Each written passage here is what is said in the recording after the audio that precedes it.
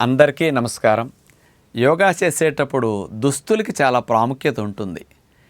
మామూలుగా ఈ రోజుల్లో లెగ్గింగ్స్ అని రకరకాలుగా స్ట్రైట్‌గా సిల్క్‌గా ఉండి ఉతికి ఆరేసిన ఇస్త్రీ లేకుండా వేసుకున్న నలక్కుండా ఉండేవి ఎక్కువగా వాడుతున్నారు. కానీ అవి ఒంటికి అంటిపెట్టేసి ఉంచుతాయి. వెంటిలేషన్ ఇవ్వలేవండి. మీరు ఏదన్నా జిమ్ము, జుంబా, ఏరోబిక్స్ ఇట్లాంటివి చేసుకునేటప్పుడు స్టెప్పులు, మ్యూజిక్లు పెట్టి చేసేటప్పుడు అలాంటివి వాడుకోండి.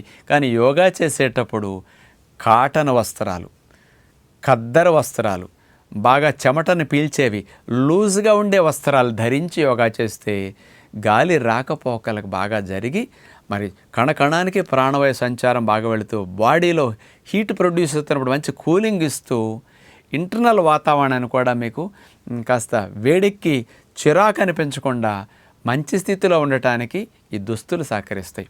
కుదిరితే యోగా చేసేటప్పుడు కాటన్ వస్త్రాలు, ఖద్దరు వస్త్రాలు లాంటివి, మన నేత వస్త్రాలు, పైజమా, లాల్చీ కానీ, కాస్త ఫ్రీగా ఉండే షార్ట్ కానీ, బనియన్ కానీ అట్లాంటి కాటన్ వాడి యోగా చేసుకోవడం చాలా ఉత్తమం. ఆడవారికైతే పంజాబీ డ్రెస్సు లాంటివి చక్కగా అట్లాంటి సాంప్రదాయబద్ధమైన ఉపయోగించుకుని యోగా చేయగలిగితే చాలా బాగుంటుందన్నమాట.